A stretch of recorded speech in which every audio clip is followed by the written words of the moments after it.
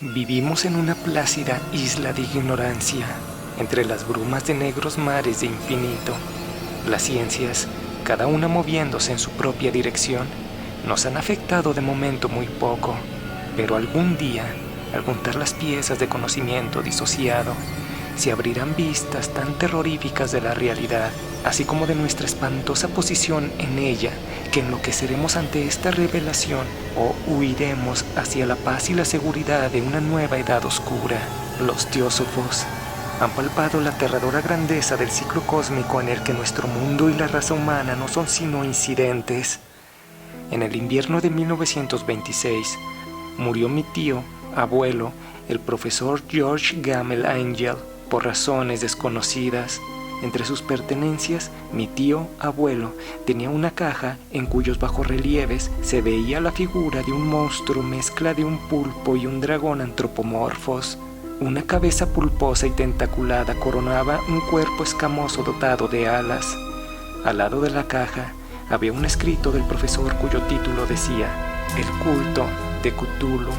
La primera parte del manuscrito informaba acerca de un suceso en donde un escultor le pedía ayuda para identificar los jeroglíficos de una caja. Él le dijo que había tenido sueños sobre ciudades extrañas, ciclópeas, con sillares titánicos y monolitos que rozaban los cielos, y, en algún punto indeterminado, había escuchado una voz que recitaba Cthulhu Fatagn, y tiempo después el profesor Angel se enteró que el escultor había sido trasladado a la casa de su familia debido a que sufrió un ataque de delirios que hizo despertar a los residentes de otros departamentos del edificio. El escultor balbuceaba sobre un gigantesco ser de kilómetros de altura, el cual había tratado de representar en una escultura. Pero unos 10 días después, el escultor se recuperó de su estado, pero con una profunda amnesia, y no recordó nada de sus delirios ni de sus sueños extraños. Una investigación señaló que del 28 de febrero al 2 de abril, algunos artistas, poetas y místicos de todo el mundo habían soñado cosas similares a los del escultor, así como la de un ser gigantesco indescriptible. Hubo algunos que se suicidaron tras padecer de semejantes ensoñaciones de terror.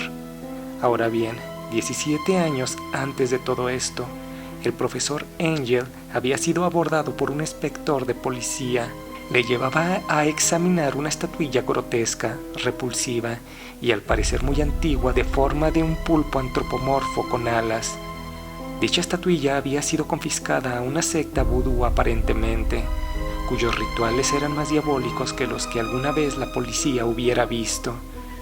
Todo ocurrió cuando la policía de Nueva Orleans fue llamada para que acudiera a una región del sur donde los colonos informaban que algo los atacaba por las noches, ocasionando que algunas mujeres y niños desaparecieran misteriosamente en el bosque aledaño, mientras escuchaba un malévolo tan de tambores en el espeso bosque donde locos gritos, angustiados chillidos, estremecedores cánticos y danzarines de fuegos fatuos se daban cita.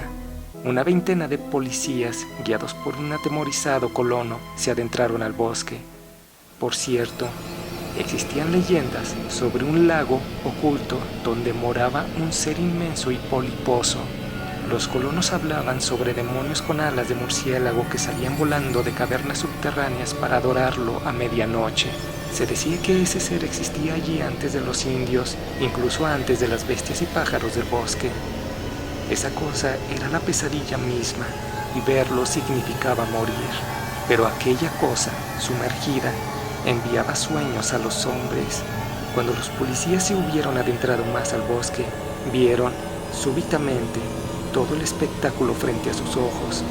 Había una horda de anormalidades humanas desnudas que rebuznaban, bramaban y se retorcían en torno a hogueras en cuyo centro se alzaba un gran monolito, y en cuya cima estaba la estatuilla misteriosa. Colgados estaban los cadáveres mutilados de los colonos desaparecidos. Los policías abrieron fuego y mataron a 5 celebrantes, hirieron a otros tantos e hicieron prisioneros a 47. Desde luego, confiscaron la imagen del monolito. Los prisioneros de la secta vudú fueron interrogados. Adoraban, según ellos, a los grandes antiguos. seres que habían llegado del espacio a este planeta cuando aún era muy joven. Pero esos seres no eran materiales y cuando las estrellas eran propicias, podían saltar de mundo en mundo a través de los espacios, yacían inertes, esperando despertar, pero aún durmiendo. Percibían lo que sucedía en el universo, ya que su comunicación era telepática, pero sus cuerpos yacentes habían enviado señales en sueños a los primeros seres humanos, y estos crearon el más antiguo de los cultos. El culto existirá hasta que el gran sacerdote Cthulhu se alzase de sus oscuros aposentos bajo las aguas y tomase otra vez la tierra bajo su égida. Algún día llamaría, cuando las estrellas fuesen propicias y el culto secreto estaría aguardando para liberarlo. Llegaría el tiempo en el que el gran Cthulhu gobernaría la tierra, y ese tiempo sería fácil de reconocer, porque la humanidad se volvería caótica, con leyes y moral abandonadas. La tierra estallaría en llamas, en un holocausto de éxtasis y libertad. Todo esto encontré en los archivos de mi tío Angel. Posteriormente, visité a un amigo en Paterson, New Jersey, el cual era conservador de un museo local. En dicho museo observé un artículo que rezaba lo siguiente: el barco Vigilant, procedente de Valparaíso, encontró un yate neozelandés, el cual tenía a bordo un sobreviviente de nombre Johansen, el cual estaba en un estado delirante. Tenía, además, en posesión una estatua de piedra de unos 30 centímetros de altura, y también había a bordo un cadáver de un hombre que llevaba más de una semana muerto. Cuando el hombre, Johansen, en estado delirante cobró sentido, explicó que zarpó con una tripulación de 11 hombres y posteriormente se encontraron con unos piratas que los atacaron. Pero estos piratas, debido a su forma de pelear bastante horrenda y desesperada, eran muy torpes, y la tripulación con sus armas asesinaron a todos aquellos piratas. Luego procedieron a tripular el yate capturado. El sobreviviente dice que su tripulación murió en tierra y que él no sabe mucho de ello, ya que hasta que fue encontrado no recordaba nada.